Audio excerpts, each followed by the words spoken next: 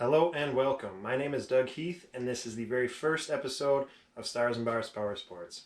On this episode, I'd like to tell you guys a little bit about myself and the channel, and then I'll introduce you to the machines I currently have in the stable, and finally, we're going to get started on the first project for the channel.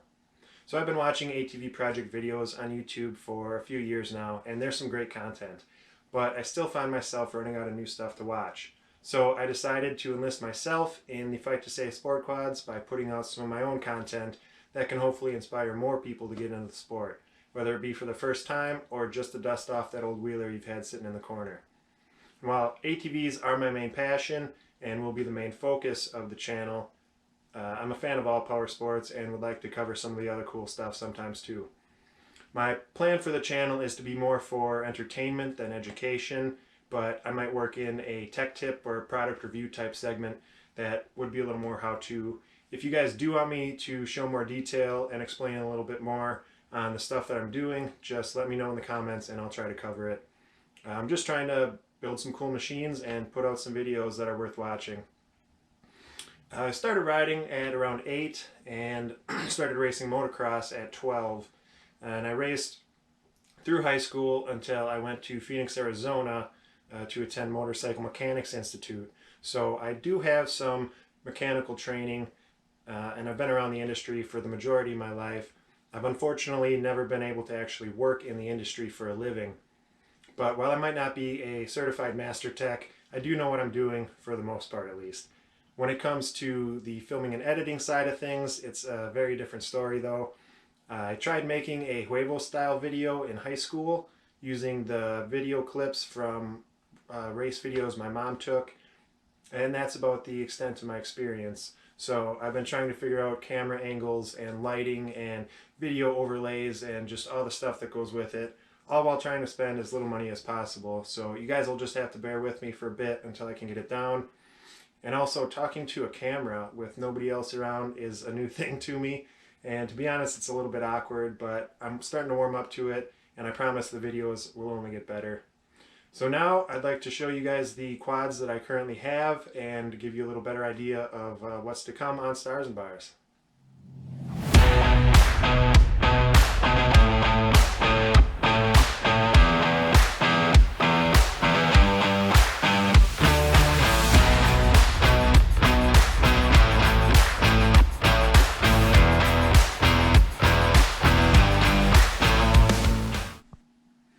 So this is my 2006 Honda TRX250R. It's technically an ER model because it came with electric start, but since then I've converted it to a kickstart and removed the battery and the starter and all that heavy electrical junk. I got this machine in 2008 from a guy who had actually built it for his daughter to race in the women's class at the WPSA series, but I guess she ended up losing interest in racing, so I got a built quad for a good deal. It's got Walsh A-arms with Fox floats up front, then a Walsh Savior swing arm with a Fox Podium X rear shock, a Lone Star axle, bearing carrier and anti-fade, and then there's a roll design steering stem, all of which was already on the machine when I got it. I just had these shocks rebuilt and revalved for my weight and ability. Then I added a gusset kit to the frame and powder coated everything the way I like it. Then I've got DWT wheels with Kenda tires, and then just some other small cosmetic stuff that I've added. When I got it, the engine was all stock except for an HRC cam, but she was pretty tired, so I had Rossier Engineering rebuild it for me back when Joe Benner was still working there. So now it has polished transmission gears, a Phalicon crank, 13.5:1 compression piston, oversized valves, an aggressive grind cam, and a port job. So it's a very fast motor, but I had him build it so that the power is still smooth and easy to ride. Dynoed at about 56 horse, which is more than enough for me, but there are still a few things that could be done to bump those numbers up if you really wanted to. But then the power gets harder to utilize and reliability also becomes more of a factor at that point. So this is a machine that you guys will probably see quite a bit of on the channel for smaller projects and stuff. And then maybe one day she'll get a full teardown and rebuild with some new parts and a new color scheme. But for now, she's my main rider. So I've got one more machine to show you guys, and then we can get to the project that you all came to see. So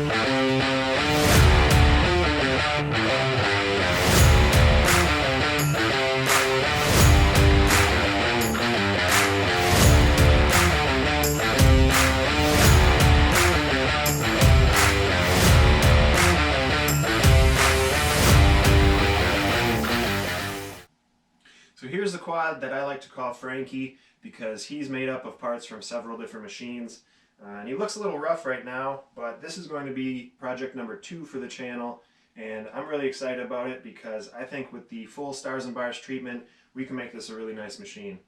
It's made up of a 300EX chassis and rear end, 400EX A-arms, and 450R front shocks, and it is powered by an ATC 350X engine.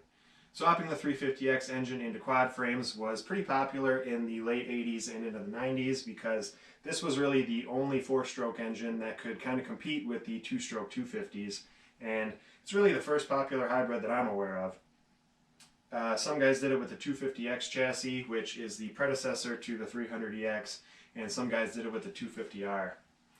I've actually had this machine for a really long time, and it probably hasn't run in like 12 years, so it's almost like a barn find that I didn't actually have to find. I got it when I was 14 to run in the air-cooled class of my local quad motocross series, which was Great Lakes Quad Racing Association at the time, and it was almost like a loophole to be able to run a faster quad a little bit early because you had to run the junior class until you were 16, which was 200cc 2 strokes and 300cc 4 strokes, whereas the air-cooled class was any air-cooled machine and didn't really have an age limit. So unfortunately, before I ever got to race it, I threw the chain and broke the stator cover. So it ended up sitting for a while until I went to Arizona for school. I was able to get it down there and get it running. And honestly, the most runtime this thing has on it in the 18 years that I've owned it is down in the Arizona desert, because once I got home, I ended up stealing a few parts to get other machines running, and it hasn't been fired up since. But aside from being kind of cobbled together, I do remember it being a really fun machine to ride, and it does have some engine work, so the power is pretty comparable to mildly built 400EX. I don't want to get too into detail about the rebuild on it yet because I don't even really know exactly what I'm going to do with it yet. I do know that I want to build a woods trail machine out of it though, so we're going to go with new tires and wheels, set up the suspension for cross country, new plastics, seat, handlebars. I have a Lone Star swing arm to go on it, and then we'll just rebuild everything and make it look like new. But before we get too far ahead of ourselves on this project, there's still a whole other one to build, so let's get to work on project number 1. Alright guys, so here's the first project on Stars and Bars Powersports, the legendary Honda TRX250R. Now for those of you who don't know much about this machine, it was made from 1986 to 1989, and while it was only in production for 4 years, it dominated the sport for well over a decade, until the 4-strokes eventually took over in the early 2000s. It has a liquid-cooled 250cc 2-stroke engine that had around 28 rear wheel horsepower in stock trim, and a chassis design that was ahead of its time and arguably the best ever. Personally, I kind of think of these as 2 generations, the 86 and 87, then the 88, 89, because while all the years have their differences, there were some more major changes in 88 to the frame, suspension, and cosmetics that kind of set the 2 apart in my eyes. Now this is going to be a little different than your typical build, considering I didn't start with a running riding machine. So unfortunately, I don't really have any disassembly footage for you guys. I started with most of a rolling chassis that I got for $500, and from there I spent a lot of hours searching for good deals on the rest of the parts and researching to make sure I was getting the correct parts. Because like I said, all the years have their differences, and some parts work on all, and some parts do not. So we'll see how I did with that. Now this isn't going to be a fully aftermarket, top-of-the-line build, at least not right away. And that was partly to keep a decent budget, and partly because I wanted to get a feel for the original machine, and then be able to upgrade it with you guys on the channel. So I do have an aftermarket intake and exhaust, but as you can see with what I have laid out here, suspension and chassis wise, we're going to be pretty much all stock. I am using a lot of OEM parts that are now over 30 years old, but every bushing, bolt, bearing, are going to be new, and every piece has been or will be refurbished to as close to new as possible. And no parts are going untouched on this machine. Now obviously I don't have everything laid out here, but between this and what's in the boxes on the shelf back there, I think we have everything we need to put a 250R together. And while you can't see it all right now, I will try to do a good job laying everything out and taking some shots and talking about all the pieces before they go together. So without further ado, let's get this thing together. So first off, I just wanted to take a second and talk about the frame a little bit. So this is a 1986 frame that really wasn't in perfect condition when I got it. There was some cracking around the swing arm pivot bolt, and the lower motor mounts were pretty well thrashed. But I had a professional welder take care of all that for me and install a full Puma Shine gusset kit. So I don't think we're going to have any issues in the strength department. And then I just went with the classic red on the powder coat. So my plan of attack is going to be to start with the steering stem and then probably the A-arms, and then we'll come out back here and do the swing arm and axle and just try to get the roller completely built and on the ground. So let's go over to the workbench and I'll show you guys the steering stem. So here I've got the stem laid out with all the parts to make my installation go a little bit easier. This is a Lone Star standard length stem with the 1.125" anti-vibe clamp. We've got the new bearing and seals, new bottom collar with the nut here, circlip. We've got the new stem bushing, the OEM stem clamp that I just knocked off the casting marks and put a quick polish on that. Then I've got my socket and the mallet that I'm going to use to tap in the bearing. So let's get to it.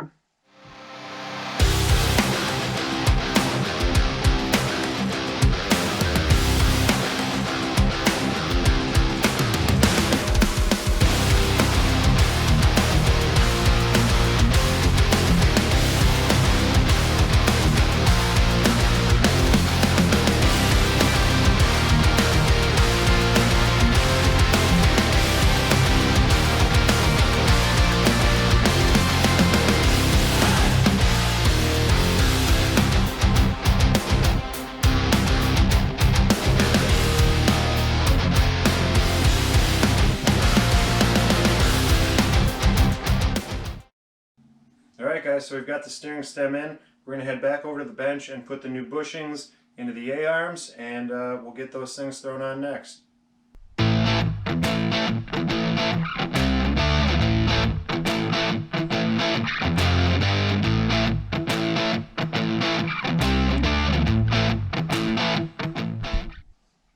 So here are the A-arms and pretty much the rest of the front end setup that I'm going to be going with.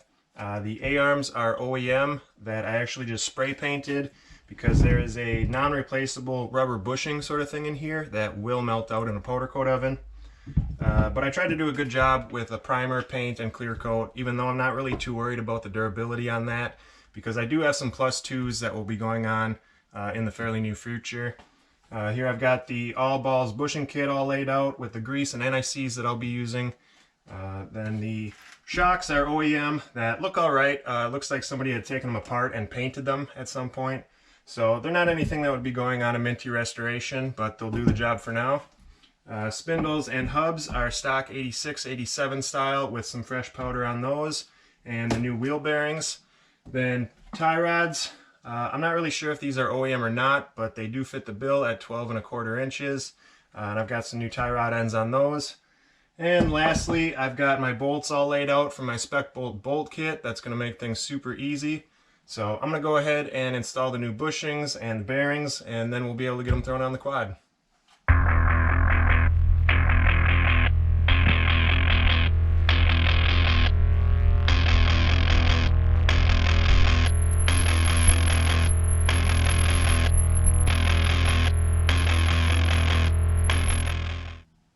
Alright guys, so unfortunately none of the prep work I did on these parts got recorded because I'm a bit of a newbie with the GoPro app, but it wasn't really that great anyways, and there's still plenty of good stuff to get recorded.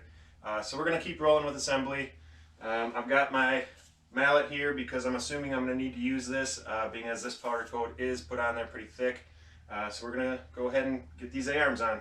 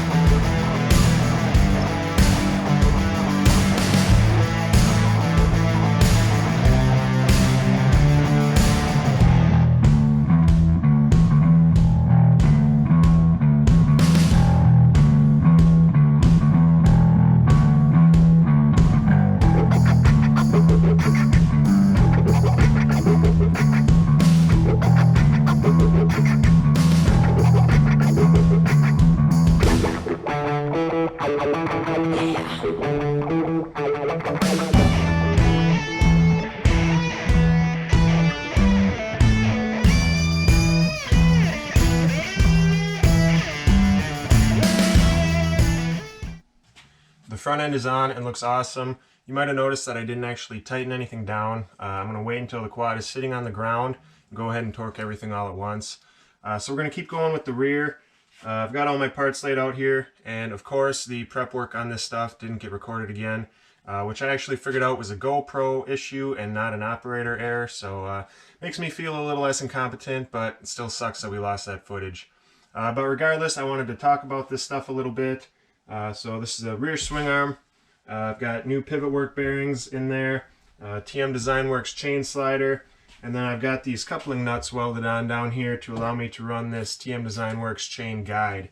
And then I've got these replica ProLink stickers that look awesome on the black powder coat. Then I've got my rear shock, which is also an OEM 87. It's in pretty good shape, except I didn't notice until I was cleaning it up that the rubber bump stop is missing off the bottom there. So I'm going to go ahead and put it on the quad the way it is, but before we do any riding, I'm going to have to get that fixed.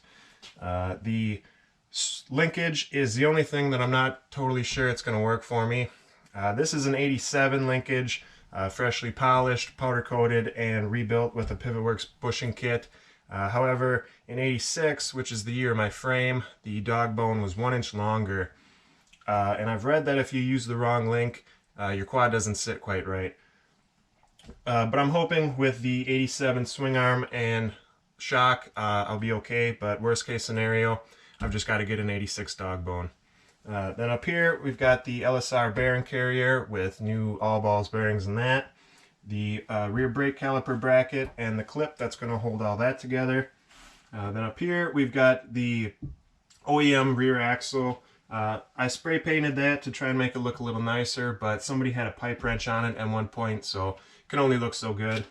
Then I've got the JT Steel 38 tooth rear sprocket, the OEM brake hub and rotor, OEM lock nut, and OEM rear hubs. And then, of course, I've got all my hardware that I'm going to need for assembly.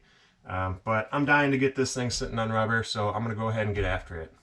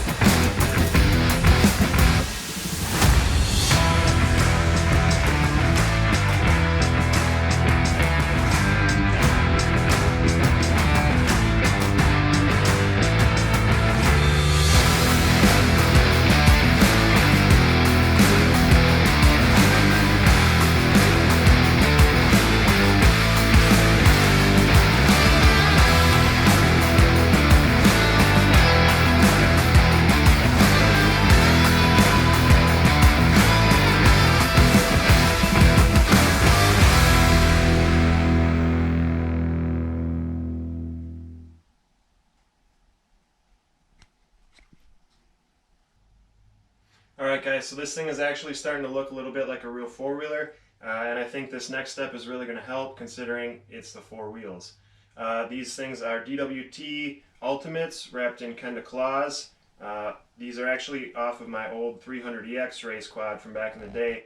So I lucked out and got to save a little on the budget with those.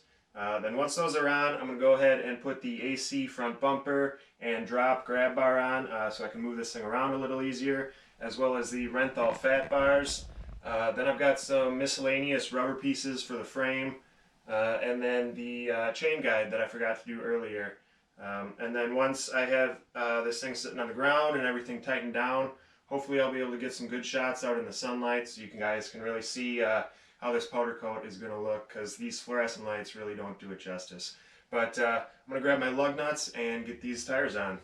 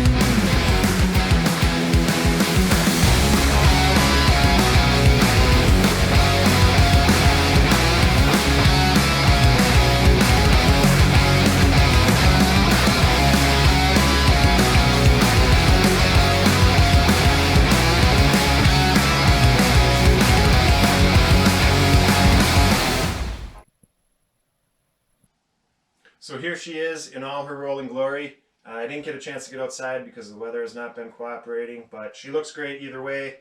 And I'm super stoked to see how this thing's coming together, because I've already got a ton of time into it that you guys didn't see, between sandblasting, weld prep, paint prep, and just general cleaning. Like these wheels, I actually took a lot of effort to get them to look as good as they do, which is still far from perfect, but apparently 16-year-old me didn't care that they were still caked in mud when I stuffed them in the back of the garage. So that stuff had pretty much turned to concrete, and then I just smoothed out the bigger rock scuffs and kind of cleaned them all up. But it feels really great to see all that hard work finally start coming together and make something real.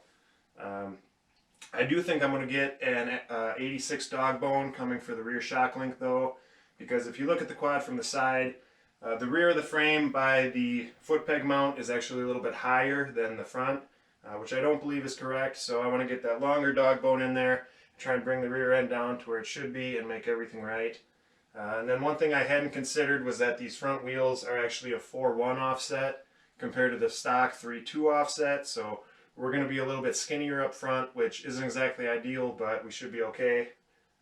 Other than that, everything's been going pretty smoothly, and I'm super happy to see how it's going. Now all we need is an engine. However, if you guys want to see me start tearing into that thing, you're going to have to come back for the next episode, because this is all the farther we're going to go today. I hope you guys enjoyed it, and I'd really love it if you could leave me your thoughts in the comments about things you liked, things you hated, things I could do a little differently. I'm brand new to making these videos, and hopefully they only get better as I figure out new editing techniques and things like that. But any feedback is very much appreciated. So we'll see you in the next one. Thanks for watching.